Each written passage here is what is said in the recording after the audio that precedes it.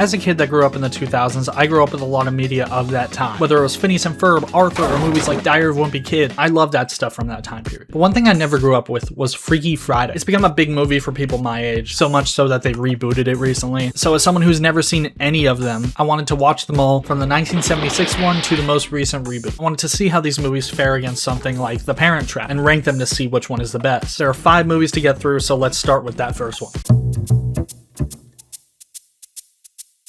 You can very much tell this is a 1970s movie. The cutouts in the beginning are cute, and the animation is very limited but charming. I wish they still open movies like this. Anyway, the movie starts with a voiceover by Annabelle Andrews, played by Jodie Foster. The same year she was in Taxi Driver. And it's Friday the 13th. We're introduced to her brother Ben and her mother Ellen, and the two of them do not get along at all. They each are mad about how they're in each other's lives. There's some good editing here as we cut back and forth as they're venting, and they each say at the exact same time that they wish they could switch places for a day. And some amazing 70s visuals happen as they switch. Something I do appreciate is that whenever a cartoon does something like this, they just switch voice actors. Oh, you are so rude. I'd rather go to the mall. They had the cutest sneakers on sale. It happened in Gravity Falls, but this is live action, so it'd honestly be hard to do that. Whatever. We get them slowly figuring out that they're in each other's bodies and what happens when they do. Now that Ellen is in Annabelle's body and vice versa, they each do what they can to make it through the day, as each other. One thing I gotta give it is that each actress does a great job capturing each other's mannerisms and personality. They eventually want to switch back and find a way to do so, but it is a fairly standard movie showing how each person's day is and the generational differences between these characters. It's a fun script, even if it's full of 70s terms. It's a little time capsule that uses the concept to its fullest potential for the time. It's fun, but nothing too complex or insane. It's just a simple story about two people switching places and learning to appreciate each other, strengthening their relationship. A weirder subplot is Annabelle in Ellen's body invites a boy named Boris over, who ultimately falls for Ellen. There's a line where he goes, "Man, I wish I was 20 years older." Like, sure, it's technically Annabelle, but he falls for like a 40-year-old woman, and he's a teenager. He says that he hates Annabelle, but falls for Ellen. It's so strange, man. Why was this approved? Dude, the third act to this is insane. The first half is so grounded, but like,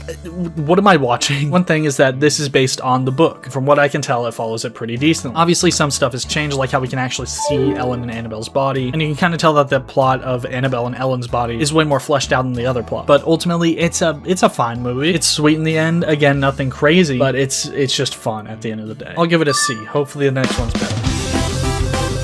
Almost 20 years later, we have this one. It's a little weird because it's a made-for-TV movie. The rest of them were released theatrically, but this one is the only one that is just not on Disney+. I found it through this YouTube video that has commercials. It was either this one that's low quality or this one that hurts my eyes. Let's see potentially why this movie's not on Disney+. So this one's not that high of a quality visually. Plus, it's another made-for-TV movie. Where have I seen that one before? But this one follows Annabelle and Ellen again. One difference is the lack of shot composition. It just feels like the director hit record and let the actors improvise. It's like Presents, but way less calculated. You gotta cut back on your labeling.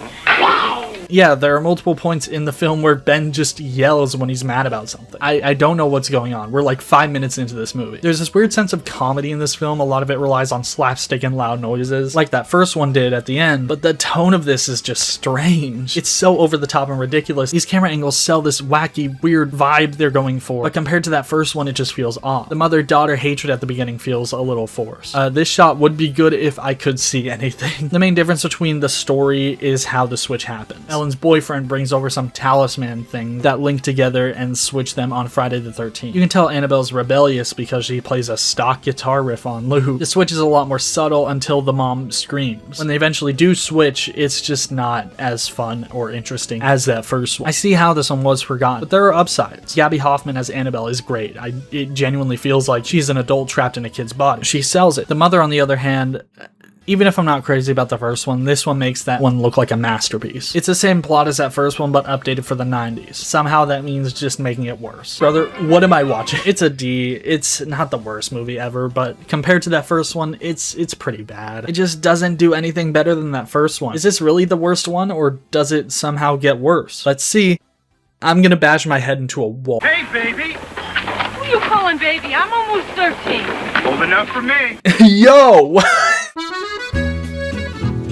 This one starts out sweet with Happy Together playing and a montage of pictures of mothers and daughters before being transported to a bedroom. Suddenly the music shifts to a rock version of the song and we speed along to the next scene. I'm not speeding this up, this is just how the movie is. If you remember the Parent Trap video, you remember me talking about the slow-mo in the 90s movies. Well, this one's got 2000s fast motion. Joy. I'll be so honest, this is the most 2000s movie I've ever seen. From the costume design to the music, it's a time capsule, which is cool. I can see why this became a classic, but that's really the only difference between this and the 70s one. They make some changes to the characters, like this one follows Anna and Tess, who's the therapist and is getting married to Harry. Their hatred feels natural, Tess being a more traditional mother and Anna being more rebellious. I guess another difference between this and the other versions is how when they switch, instead of it happening like 10 minutes in at home, it happens more than 20 minutes in at a Chinese restaurant. I also love how you can see the camera shadow here. I will say these two actors sell it, especially Jamie Lee Curtis. She fully feels like a teenager trapped in her body. I love that they even go through the whole we could just stay at home and do nothing thing, but they like dare each other to be in their bodies for a day, which is really funny. The comedic timing here is great, and this is definitely the most professional one we've seen so far. This is more complicated than a simple POV shift. This is each of them messing with each other's lives. It actually is really well written for what it is. Editor Nico here. I actually think this movie's really well written.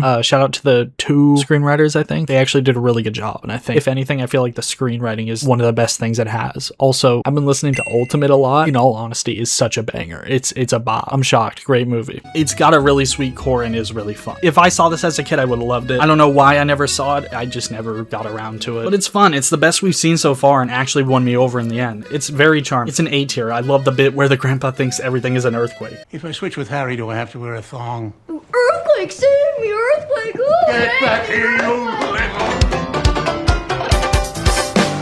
The animated opening is back, except it has a stupid corporate art style. Not a good start. Then we pan down to see a bunch of teenagers on their damn phones. We're introduced to Ellie and her mom is getting married. We're then introduced to Catherine and Mike. Fletcher, the son, is big into magic for some reason. One thing that's immediately clear, the dialogue is interesting and the acting is passable. Nothing awful, but it's fine. Then this happens.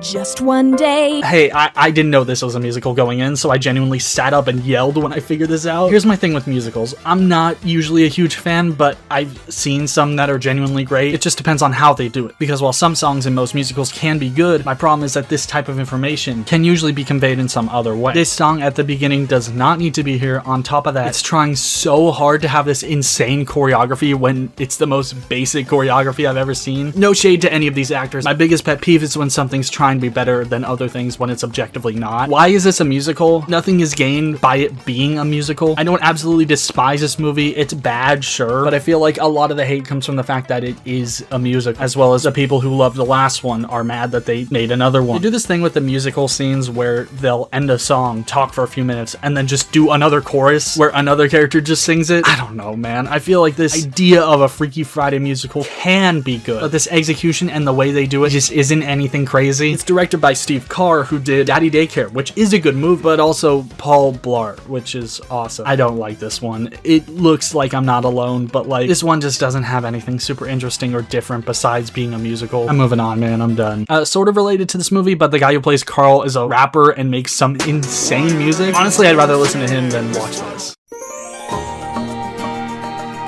Coming out just last year, we have Freakier Friday, a sequel to the 2003 movie. It essentially takes place 20 years later and follows the same characters, just aged up. Tess is now a podcaster and Anna is a record executive. The main plot is very similar. The switch happens again and they have to solve problems before Anna gets married. But this time it's with Anna's daughter and stepdaughter. All four of them switch places, which is even more insane. It's a nice little story that takes the original concept and makes it for the 2020s, but I have problems with it. First thing is, Anna and her fiance/husband Eric have decent chemistry, but their entire 6-month relationship is shown through this like cutout montage thing. Manny Jacinto is fine, but you can tell he's just doing a bad British accent. And the color grading is extremely flat and boring. I'm a little confused as well because is this made for kids or people who grew up with the original? Because the people who grew up with it are my age, and this is not the type of humor my generation enjoys. There's a crypto joke here, and it's painful. The editing is also wild. You can tell tell which lines were dubbed over in post because they just cut to a shot that doesn't have the character talking on screen. It's edited like a trailer at some points, but even with my problems, it's still a decently fun movie. The Chapel Roan song at the top goes so incredibly well, it's insane. The hatred that Lily and Anna have for each other is natural, and them becoming more hostile towards each other as they become stepsisters leads to some great moments. Every movie has subsequently been directed by a different director, and this one's no different. It's directed by Nisha Ganatra, who did Late Night and High Note. I'll be honest, the only one of her movies I've seen is Pete's Christmas.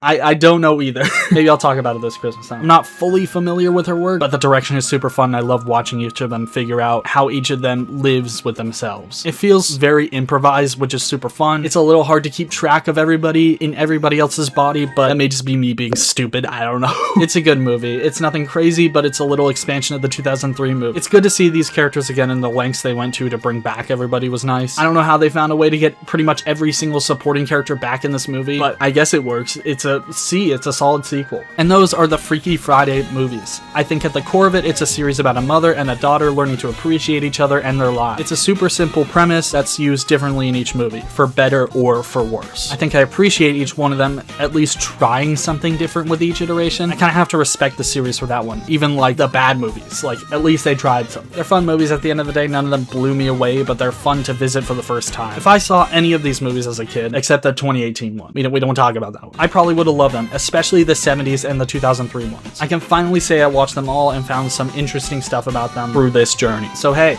that's the list. Thank you so much for watching. Thank you to CG Vibin for being a member. And let me know what movie or series I should cover next. My Disney Plus expires soon, so let me know if there's anything on there. I don't know. I'll see you in the next one.